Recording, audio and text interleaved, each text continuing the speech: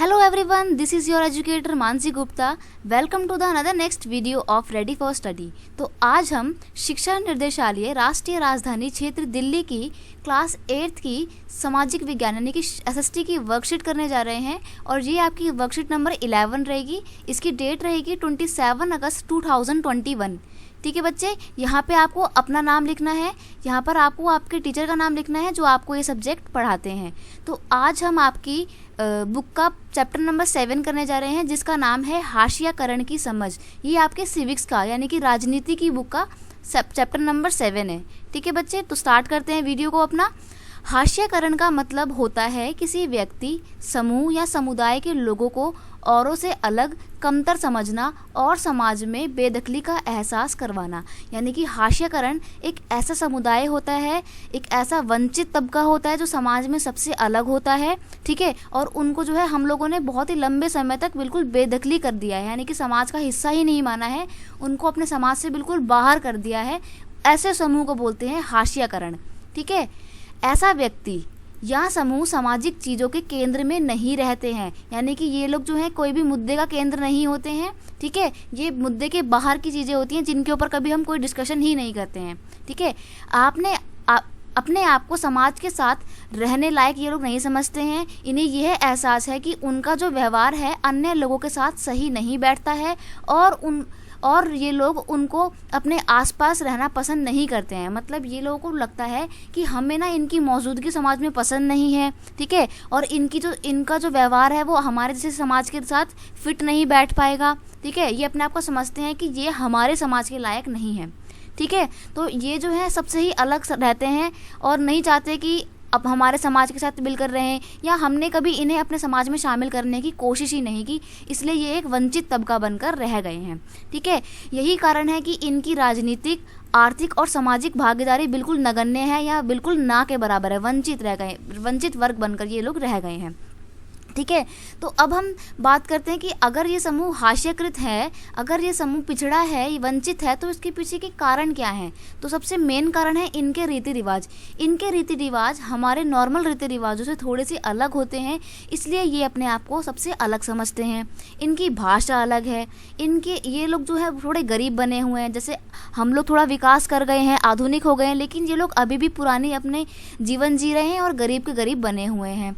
इनका जो social structure है या सोशल स्टेज जो है, इनकी सामाजिक स्तर जो है वो बिल्कुल जो है डाउन है. अभी ये हमारे जैसे सामाजिक तौर पे उन्नत नहीं हुए हैं, तो इनकी सामाजिक दशा अभी निम्न ही बनी हुई है. ठीक है, कई बार लोग इस समूह को दुश्मन या डर की नज़र से देखते हैं. देखिए, अगर आपको कोई आदिवासी मिलेगा तो आपको लगेगा ना कि ये आपके ऊपर हमला कर देगा, तो आप उससे डरेंगे, आप उससे अपना दुश्मन मानेंगे, है ना. तो ये वर्ग जो है, अब इस वर्ग को हम लोग जो है दुश्मनों की नज़रों से या डर की नज़रों से भी देखते हैं. अलग थलग होने की वजह से इस वर्ग के लोगों ने ना तो किसी सरकारी योजना का लाभ उठाया है और ना ही वे संसाधनों का उचित मौक़ों का जो है लाभ उठा पाए हैं. साथ ही साथ वे अपने अधिकारों के लिए भी आवाज़ उठाने से चूक जाते हैं.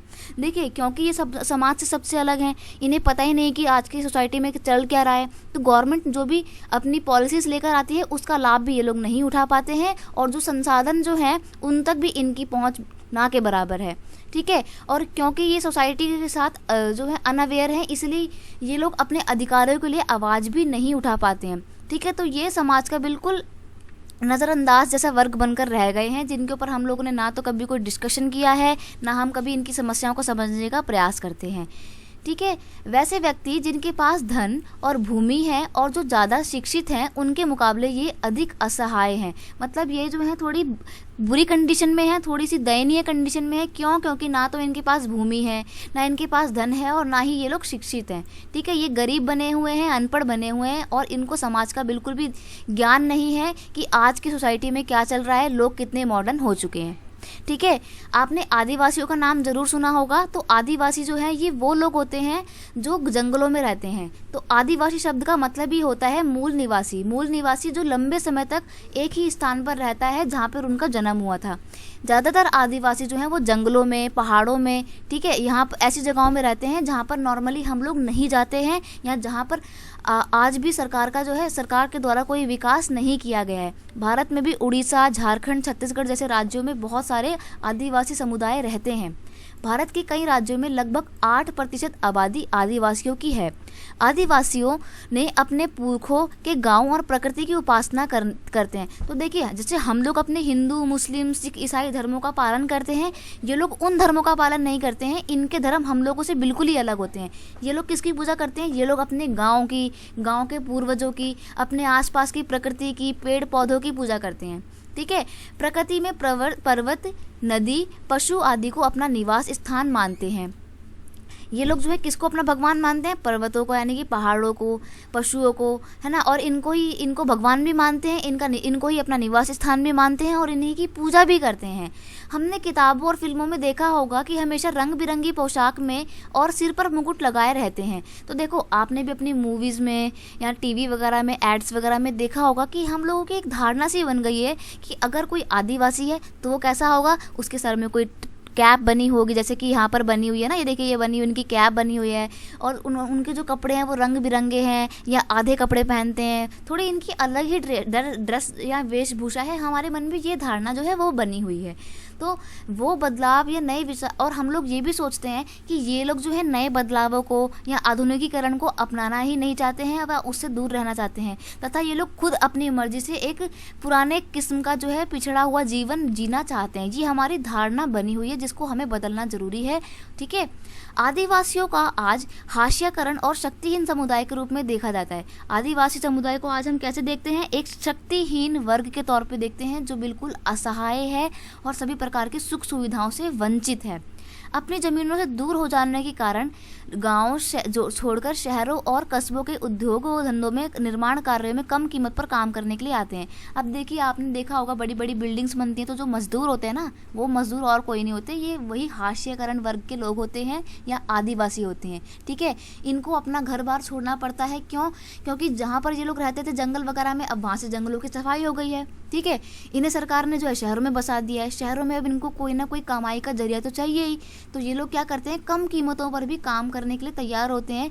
इसलिए जितने भी आपने मजदूर वगैरह देखे होंगे ना, ये आदिवासी समुदाय से ही होते हैं और ये लोग बहुत गरीब होते हैं। तो कोशिश करना कि आपको आगे से कभी कोई मजदूर मिले तो उसकी आपको हेल्प करनी है और कभी भी उसके साथ किसी तरीके का कोई दुर्व्यवहार नहीं करना है कि भाई वो तो गरीब है, वो काले हैं या वो हमसे जो है नीचे हैं तो हम उनके साथ भेदभाव करेंगे। आपको ऐसा बिल्कुल भी नहीं करना है और अगर आपको ऐसे लोग मिलते हैं तो आपको उनकी हेल्प करनी चाहिए। ठीक है बच्चों, तो आपकी वर्कशीट तो इतनी थी। अब आपके इस वर्कशीट से रिलेटेड कुछ क्वेश्चन हैं जिनके आंसर मैंने आपको आगे की स्लाइड में डायरेक्ट लिख के दिए हैं। तो आइए अब हम सीधा क्वेश्चन और आंसर पढ़ते हैं। पहला प्रश्न है कि हाशियाकरण किसे कहते हैं? तो हाशियाकरण का अर्थ होता है किसी व्यक्ति, समूह या समुदाय के लोगों को औरों से कमतर समझना और समाज से बेदखली का एहसास करवाना। मतलब अपने दूसरे लोगों को या इन लोगों को अपने से कम समझना ही हाशियाकरण कहलाता है। ठीक है। ये वो लोग होते हैं जो समाज का पार्ट नहीं है, ये हम लोगों से कट कर रह गए हैं, बहुत ही पिछड़ा वर्ग बन गए हैं। ठीक है।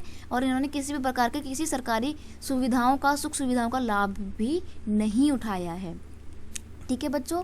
नेक्स्ट है, हाशियाई लोग समाज से अलग क्यों रहते हैं? तो हाशियाई लोग समाज से अलग इसलिए रहते हैं क्योंकि वह स्वयं को समाज के साथ रहने लायक नहीं समझते हैं। इन्हें लगता है कि वो हमारे साथ रहने के लायक ही नहीं है। उनको यह एहसास है कि उनका व्यवहार अन्य लोगों के साथ सही नहीं है या और लोग उनको अपने आसपास पसंद नहीं करते हैं। ठीक है। उनको लगता है कि ये हमारे साथ ठीक से जो है सामंजस्य नहीं बैठा पाएंगे। ठीक है। यानी कि फिट नहीं बैठ पाएंगे हमारे समाज के साथ, और उनको ये भी लगता है कि शायद हम लोग जो हैं उन लोगों को पसंद नहीं करेंगे, उन्हें ये लगता है। ठीक है। तो हमारे को उनकी सोच को तोड़ना है और हमें उनकी जितनी ज़्यादा से ज़्यादा पॉसिबल हो मदद करनी है। बढ़ते हैं नेक्स्ट क्वेश्चन की तरफ।